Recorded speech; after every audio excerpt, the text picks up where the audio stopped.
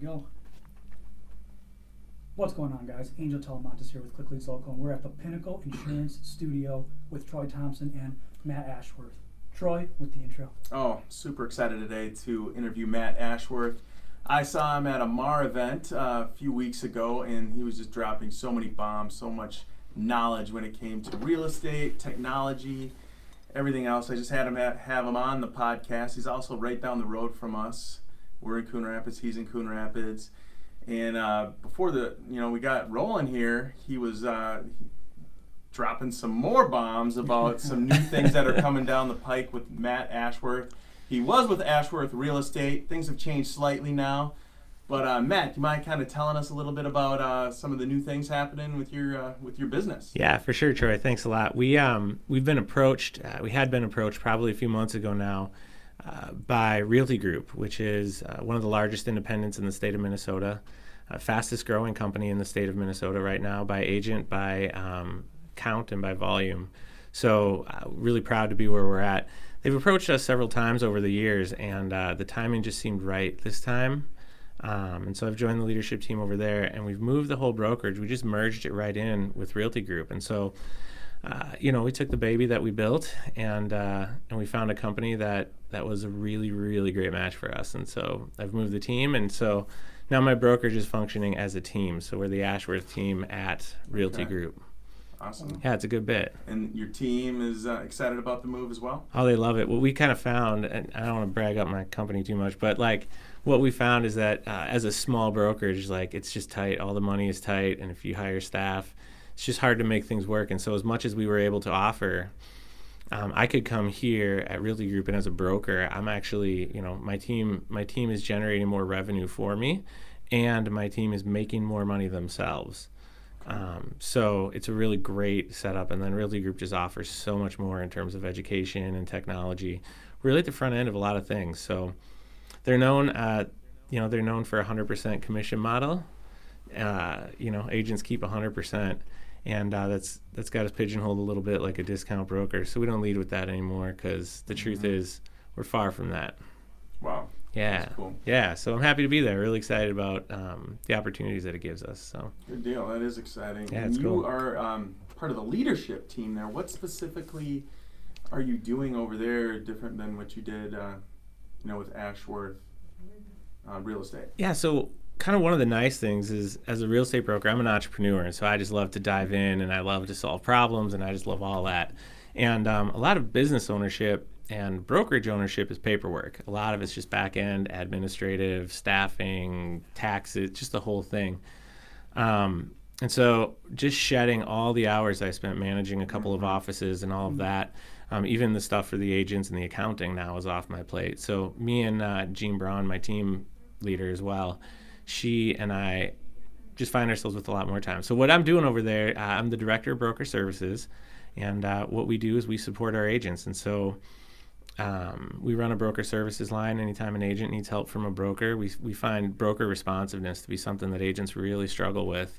And, to be honest, our company's gone through that as well. But now we've got a group of brokers who's answering one phone and one email. Anybody who calls, and most people are getting responses within a couple of hours. So, we handle that. We handle file questions, any kind of disputes, anything like that, I kind of run to the middle of, and that's really fun. And then I do a bunch of training and, just kind of building into people. That's sort of my job, is to just help agents get better and run better businesses. Absolutely. Yeah. Very cool. And let's take a step back, because I definitely want to talk more about the Realty Group and what you're doing there and your team. Yeah. Your ideas, but let's go take a step back and talk about how you got into real estate. How did I get into real estate? I got married really early, and I must have been 22, 23 maybe. Okay. And I had a buddy who got into real estate, and he called me one day. He's like, dude, you should come look at this house. Never thought of looking at a house before. But it was like the market was hopping. It was way back in like 02, 03, something like that. And he's like, yeah, this is the only house you're ever going to be able to afford. And it smelled like wet dog. The lady who lived there never cleaned. She had like 100 animals. It was so bad. But anybody could get a mortgage, so could I. Did you have a job? What's that? Did you have a job? Or not a job, I'm sorry. Yeah. to afford that. Oh, yeah. We could make it work. But the process was super intriguing to me. I really enjoyed the process, and there were parts of it, my buddy was pretty new, and so hopefully he's not listening to this. I felt like there was some things I could do that could make it better, and some things that I could learn from him. And so I went and got my license promptly after that, and that was 15, 16 years ago. Wow.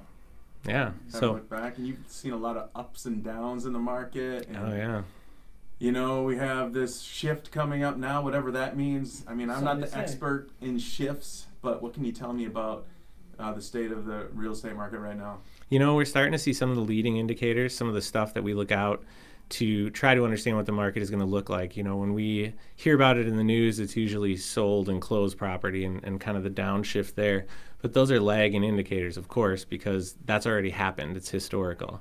And so we're looking at things like new construction, permits pulled, stuff like that, loan apps, things like that. They'll kind of give us an idea of where the market is going to go. And it looks like the market is starting to soften a lot here. Even in the last 2-3 months, we're starting to see buyers have a much better chance at property out there right now, which is great to see for buyers.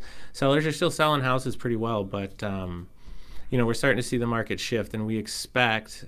Case Shiller actually came out with an article today that we expect that we're going to see a shift that will probably flatten out. Probably like my guess is like a 0.5% increase over the year. Which could be worse. Sure, half percent increase in what?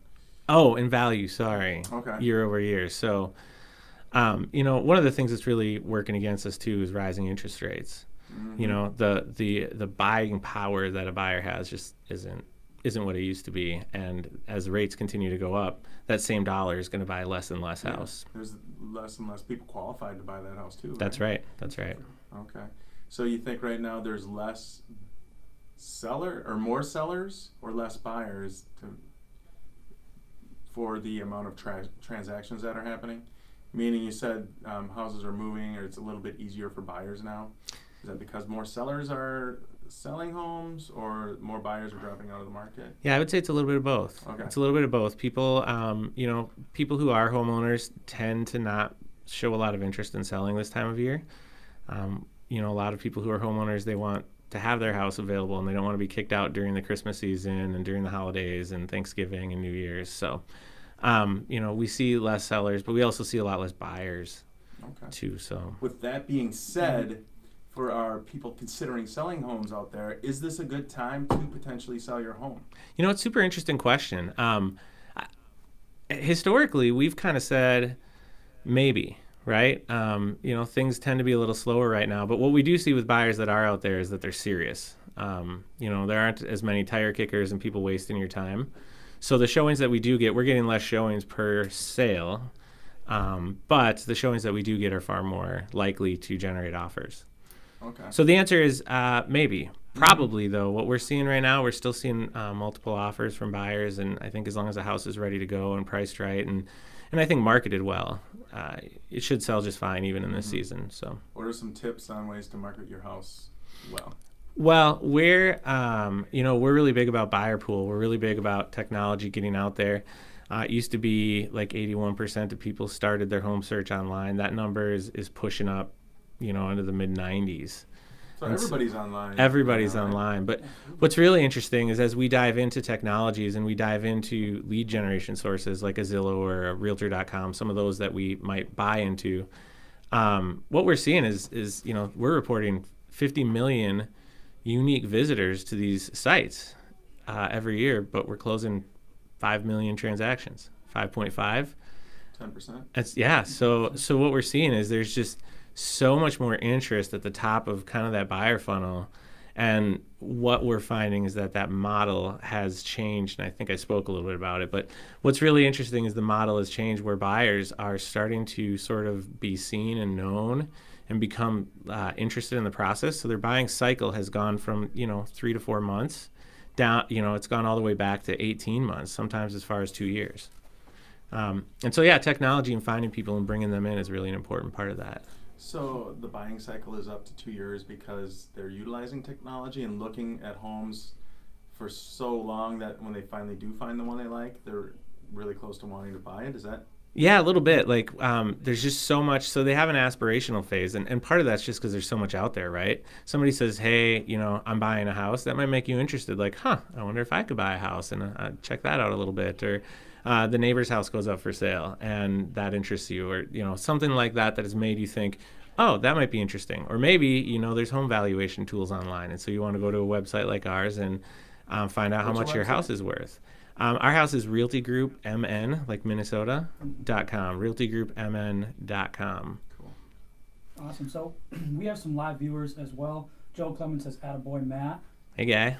And then we also have Justin Moody, the man himself. Matt is a rock star. Justin's one of my favorite agents out there. What's up, Awesome. Justin? Awesome. That's great. So from your perspective, especially talking about technology, what are some things that you're going to implement in the next 6 to 12 months, would you say, that will help your team with technology in the market of real estate? Yeah, great question. One of the things that we're really working on is we're working on technology that can speak to each other, so that our lead gen is kind of seamless, and so that we're not bouncing leads all over the place. Because people don't just use Zillow, right? They'll go to Zillow and they'll ask for help, and then they'll go to Realtor.com and they'll ask for help, and you're one of 15 or 20 agents that they've contacted by the time they raise their hand. So, Oh, it's so frustrating, I would imagine. right. And so, what we're doing is we're aiming at buyers now that are just higher and higher up in their cycle, so that they're, and what we're trying to do is catch them and then get them into our environment, right? Get them into our arena. And why ask, 40 agents 40 questions when you can ask one, the same agent, and get continuous answers and solutions? And so, Develop that trust and relationship. well, yeah. And then while they're aspirational, right? If we can be not pushy, we can be consultative. I can't say that word. I don't know why I keep trying to say it, but if we can do that with them, right? People buy from people who educate them. And so the more that we can help those buyers along the way, we can also insulate them, because we know, once you raise your hand and say, "I'm interested in a mortgage, I'm interested in a house," inundated. Mm-hmm. Phones ringing, and who likes that? Mm-hmm. And so, our goal is to get up there above before they raise their hand. And so we're using a lot of technologies. We've got a really good technology that we use that runs through Facebook, and then the CRMs and the follow-ups have to be good. So we use a CRM called Follow Up Boss, and it's an excellent technology. It does a lot of the things that any other CRM will do, emails and all that stuff. But it also takes and filters leads really well and helps you nurture them and stay on top of them. And that's right. Texting. And really, anybody in sales like ours, you just have to have a CRM that's good. And if you don't, you're leaving a lot of business just falling out of your funnel. Sure. And a lot of people may think that takes away the personal touch, but it actually helps you and gives you time to add that personal touch, where you're using the automation to nurture the leads and develop the leads, but then when it's time to call them, you have the time. Yeah. Well, and the problem you run into sometimes, right? People don't actually care about the client. So I think, one of the most important things is, like, if you actually care, that personal touch isn't an issue. You're just being reminded to call them because you wanted to make sure it was so important to you that you didn't miss that call. And I think that's a different way to look at it, but it helps. It helps a lot. And, I think we add value. Good agents, good insurance, good all of us, right? When we're good at what we do, we add value to people's life, to their day. Such a good point. I think it's so true. And I think too, with that process being, that's the most important thing in their life. And if realtors and insurance and people, if they don't respect that is the most important thing in their world at that moment, I really think that's where the bad service for a realtor or something like that comes in. Ray Clark says, "What? I thought I was your favorite agent." Oh, no. Ray Clark, someday, buddy, someday you can be my favorite agent. Ray Clark was golfing at the last time it snowed. Oh boy.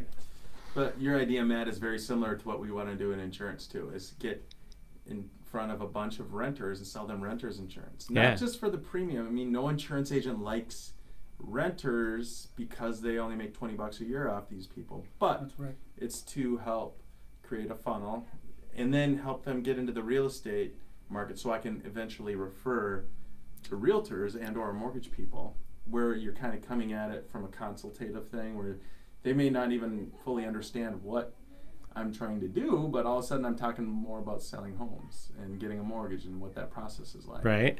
But it's getting them at the top. What did you say? What phase was that? The aspirational phase, where they're aspiring, they're kind of thinking about it, but dreaming, right? Yeah, they're just dreaming. They're not like serious. They certainly don't want to talk to you. Like they just don't. Well, not you, me. They don't want to talk to me about it yet, and so we got to find ways to be available, and that helps them. That's right. Absolutely. Whatever you can do to give, asking nothing in return, where you're building value, know, like, and trust, and all of a sudden, when it is finally time, they'll be like, I know Matt. He's helped me with getting a mortgage, getting my credit cleaned up, a whole host of other things. Yeah, well, and what you said is so true, man. It's so fun to work with those people who like first-time home buyers, first-time home sellers. They tend to be lower value properties and tend to be a lot of work because you're doing a lot of education and you're spending a little more time on stuff. But man, it's so fun to just stay in touch with the excitement that exists. And I think what you said about, like, we got to respect where people are at. I think a lot of us get into that trap, and I probably did too when I was younger. We get into that trap of, like, this is just my job. And so, right before I came in here, I made a call to negotiate a deal for someone, right? And that's a huge deal to them. And now they're on pins and needles out there just waiting to find out. I'm not even thinking about it. I've moved on to my next thing. And when I get out of here, I'll think about it again, and I'll go back to it and see. If you lose respect for how important this stuff is to people, you will lose them. And, that's been a really important thing. But again, I think the bottom line to it all, man, you got to care about the people you work for. And if you don't care about them, they're going to smell that, and it's going to be about you. And the problems that we get, the things that we hear about, my agent didn't want to show me, these houses. I knew, they told me that they didn't feel like going out this weekend. That's a hard, like, if you don't want to and you want to have boundaries, that's cool. But to not have empathy for what a buyer's going to hear when you say that to them while they're in the biggest search of their life, to just be like, well, I worked real hard all week, I don't feel like it. 47 other agents are going to be available. So at a minimum, you got to have some empathy for the people you're talking to. So and, even more than that, I tell people all the time, if you don't want the job, don't take it.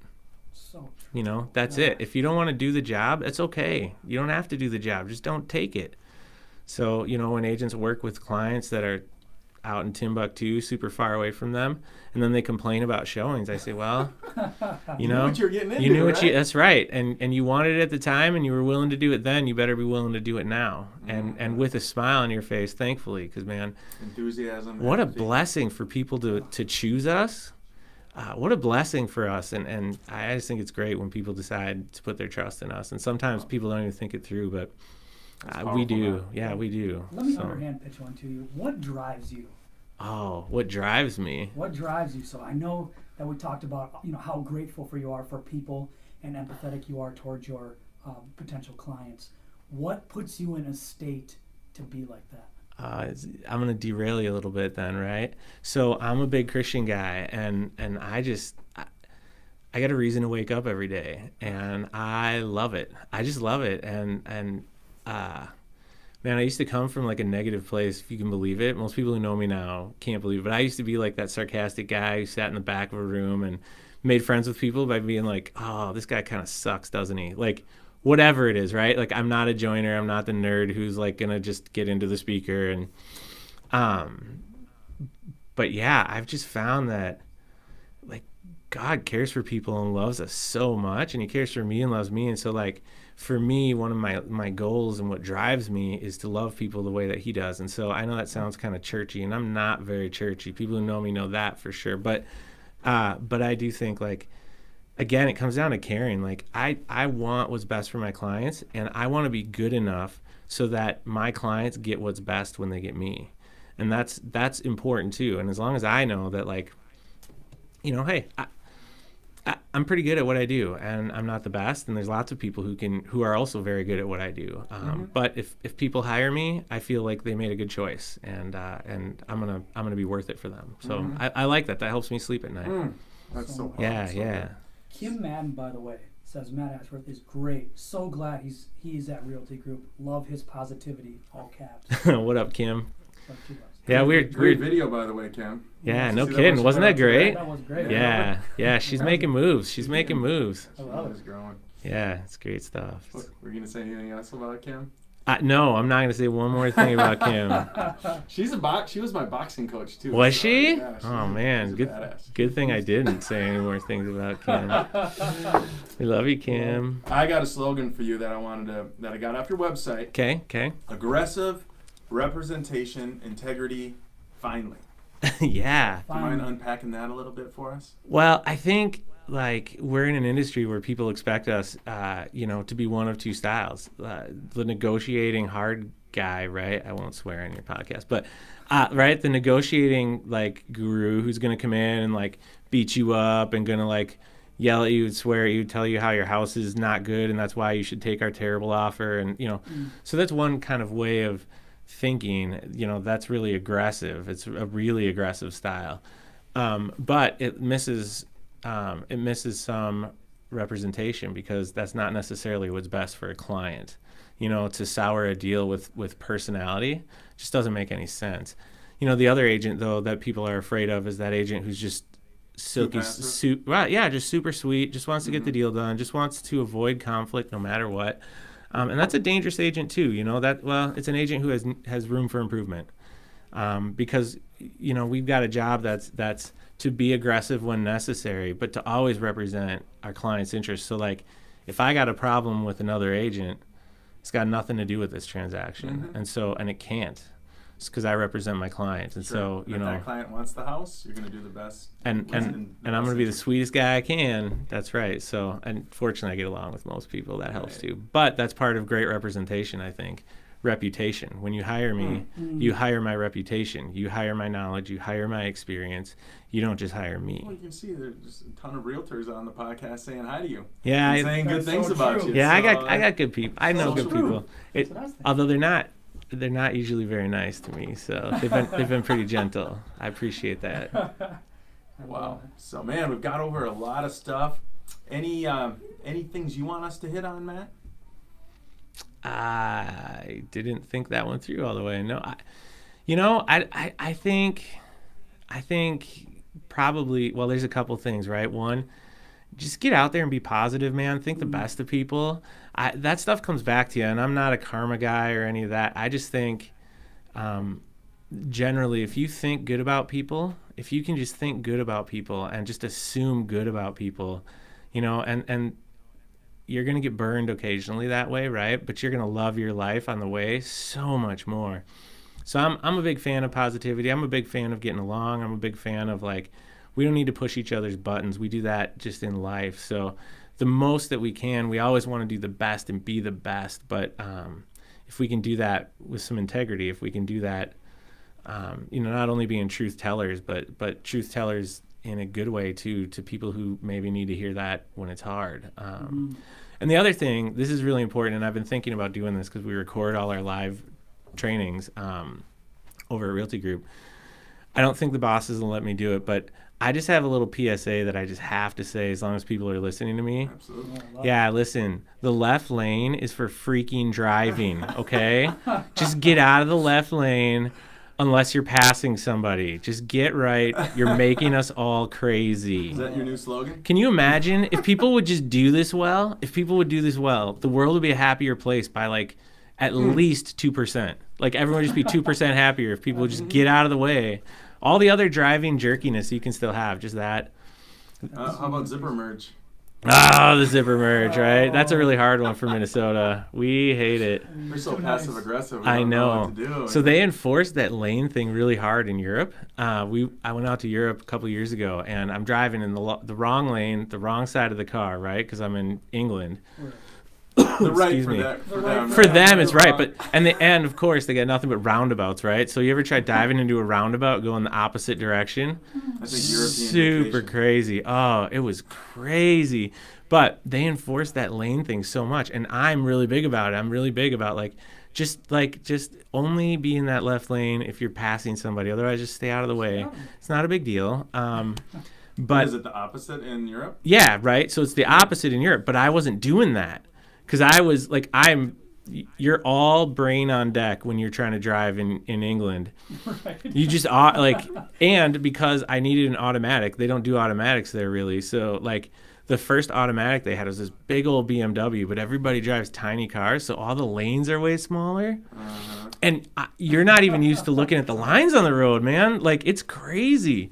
And so yeah, we had I was driving. I'm just like trying to pay attention, and we're driving towards Stonehenge, right? And literally, I'm thinking like it's probably not worth the death that we're gonna be in a fiery crash, and I'm so afraid. And we're driving, and all of a sudden behind me, the police light me up. Literally, I am driving the hour it takes from the airport where we just landed to Stonehenge, and I already, so he lights me up from behind, and I'm like, oh my goodness. And now my brain is in full overload because I'm like, don't crash, don't freak out. Also, which way do I pull over? Like, where do I go, right? They don't do shoulders quite the way we do. The whole thing was so I'm like, well, I'll get over. And then as soon as I got over, he turned off his lights and just kept going. Just messing with you, probably? Well, no, I had a client from England once. He used to get crazy mad. He would be like, yeah, if these semis drove in the left lane like they do here in England, they get tickets. Like they don't mess around with it. So, Oh, wow. but he probably saw that giant BMW and he's like, dumb American. Just get him out of the way. I know. I don't want to have to talk to this guy. You were with your family? Yeah, just yeah, my ex and I were there.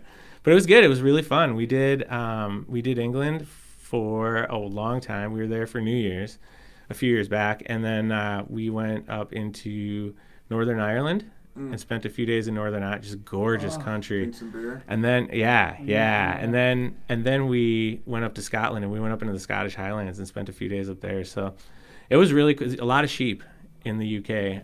This probably isn't really real estate related at all, but there's just, like, I couldn't believe how many sheep. There's everywhere sheep. Roads? Well, I didn't see a ton on the roads, but like they're just lit like everywhere. It's just like, where we have cornfields, they have sheep fields. It's just kind of wild. I don't know. So yeah, I got to pet a bunch of sheep and wild goats. It was a good time. So anyway, that's enough about Europe. Too, right? I do. I got 4 kids. Oh my God, what are their ages? They are 10. My youngest just turned 10, and my daughter, my only girl, is 11. And that's a problem in and of itself, right? And then I have a son who's 13, and I have a son who is 32. So my oldest and youngest kids are adopted. And so my oldest son has special needs. He's got fetal alcohol syndrome, and he is in a group home now, but we adopted him a long time ago now, 13, 14 years maybe. So yeah, we had him first, and he's awesome, but he's like a big black guy, right? He's like a rapper. Of course, he's a rapper, and so when we get pregnant with our first, and we did not mean to have that baby. I mean, sorry, Josiah, we love you. But surprise, right. So then we put DeAndre, our oldest son, we put him in a T-shirt that said, "I'm going to be a big brother," just like people do with babies. That was our announcement. Great. It was pretty fun. So, yeah. That says a lot about you adopting, too. Well, again, I'm a Christian guy, and I just, to be honest, we didn't sit down. We didn't have a hole we needed to fill. We've just been blessed. We've been really blessed. And when we have blessings to share, that's just what we do. And so to us, it's not like a big thing. It's not altruistic. It's just like, we have, and someone else doesn't. Why can't I share a little bit and make my life a little less convenient? It's a good time. And you know what? They bring so much to me. I can't even explain. My life would be over without those boys. They're the best. So yeah, it's really fun. There's a lot of flavor in my family. No doubt. Yeah. And the funny thing is, the more you give, the more you get back. Yeah. Funny how that works. Yeah. Well, it's all about our heart, right? Absolutely. So this is the part that you probably didn't prepare for. Uh-oh. The speed round. Oh, good. I did not Yeah, prepare for a fun speed questions, round. Okay. Okay. Speed round. Go. Your favorite Minnesota city? My favorite Minnesota city, Coon Rapids, duh. Yeah. Coon Rapids, baby. We're from all the cool kids are from the That's Coon. right. Your favorite Minnesota restaurant? My favorite Minnesota restaurant. I'm terrible at speed round. I'm sorry. Olive Garden? You know what? Olive Garden. You know what? I love the Shortstop. The Really? Shortstop Right Bar there, and right there? Grill, Coon Rapids, baby. That's What legit. up? Great burgers. I'm a hometown boy. I am. I love love it. Guaranteed. Your favorite meal of all time? My favorite meal of all time. It's probably gonna be steak. It's probably gonna be steak. That's nice and safe. I like Or like a legit hamburger. A Your really good shortstop. hamburger. Shortstop is what they do, yeah. Your favorite cookie? Cookie.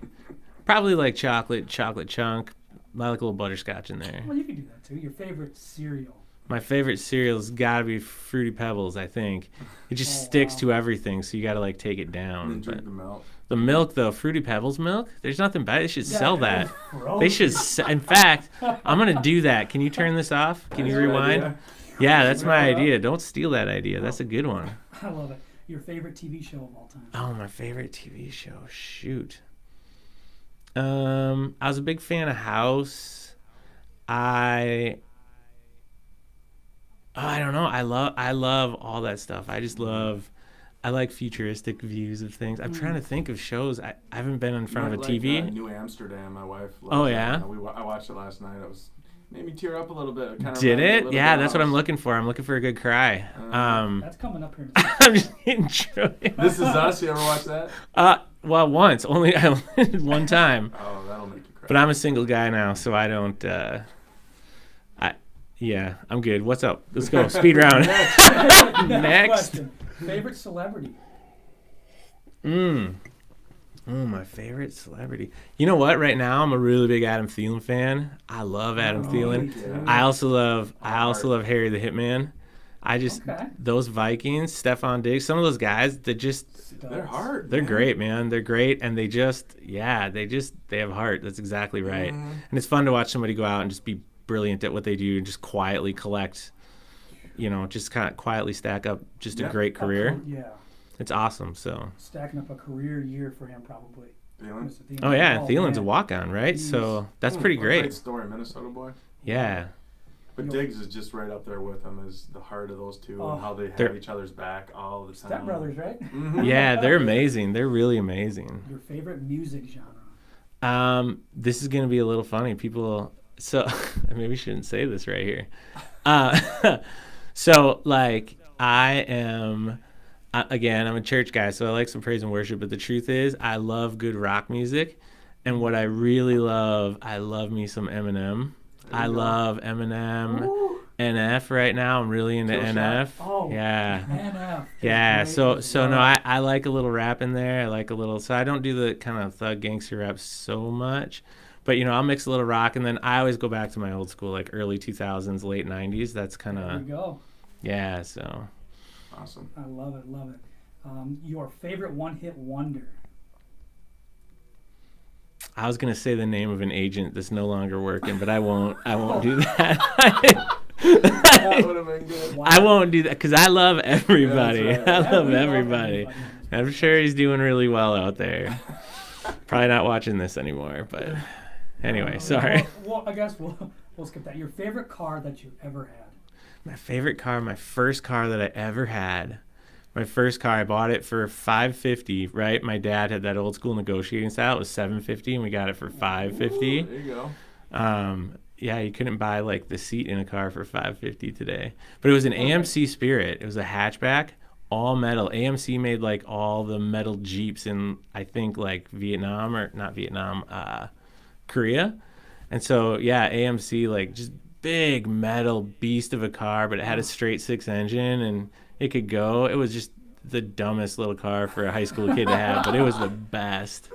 Ruth Thompson says Eminem with a couple extra. Ruth is awesome. Hey, Ruth. I gotta not say confidential information. Everybody knows me. Your favorite animal? My favorite animal. I used to love a white tiger. I think the way Ooh, he carries himself. Ah, I also really like an eagle. I kind of like. I like things that have power, but it's restrained power, right? uh-huh. That tiger is, it's scary, but it's like respectable scary, not like it's trying to eat me right now scary. It's just like I better stay on its good side. So that's where, again, aggressive representation. Sometimes aggression doesn't come out rudely. The tiger doesn't have to tell anyone he's a tiger. That's right. And frankly, Oh, I love your thing, right? A lion never loses sleep over the opinion of sheep. That I almost got that for my office wall. I Awesome. love it. Mhm. Yeah. And then your favorite.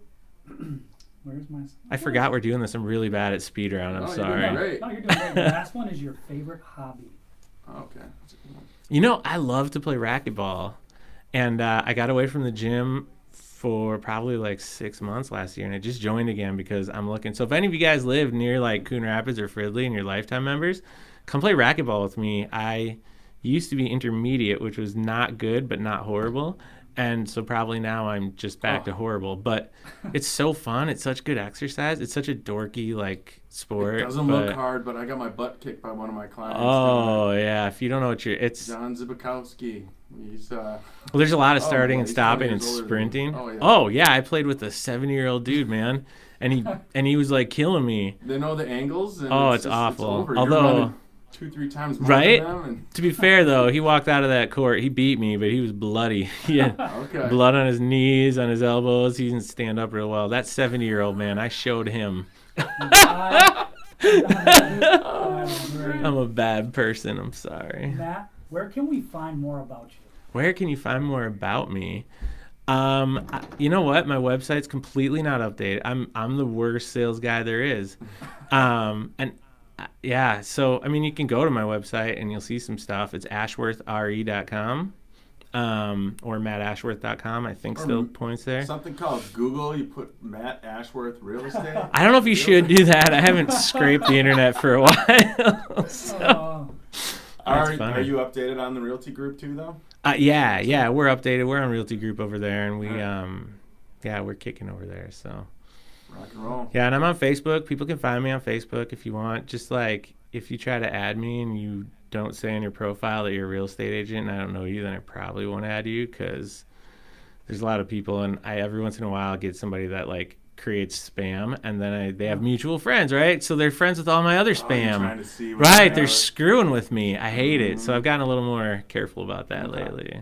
Anyway. And the last following comment of the podcast live today. Betsy Risk, you forgot to mention Suits as your favorite show. Oh, Suits, that's what I was trying to think of. Thanks, Betsy. Yeah, Betsy's one of my agents. She's one of the best. Except Ray Clark is the best agent I've ever known. If you're still watching, Ray. If you're watching, Ray Clark, I promise I love you. No, Betsy's great. So yeah, Suits. I love Suits. I haven't watched Suits. I'm gonna have to check it out. Netflix? It's a lawyer show, which isn't usually my jam, but it's like a show just full of bravado. The leading guy is just like one of those guys who walks in and owns a room. I enjoy that. I mean, I think those guys are douches too, but I kind of enjoy watching somebody do it well. Yeah. No doubt. That's the white tiger mentality right there. Right. No, white tiger mentality. This has been Angel Talamontes with Cummins Local. And this is Troy Thompson, Pinnacle Insurance in Minnesota. The Pinnacle Insurance Studio. We're out. Matt, thank you so much. Hey, thanks guys. It's been fun. Appreciate it. Thank you.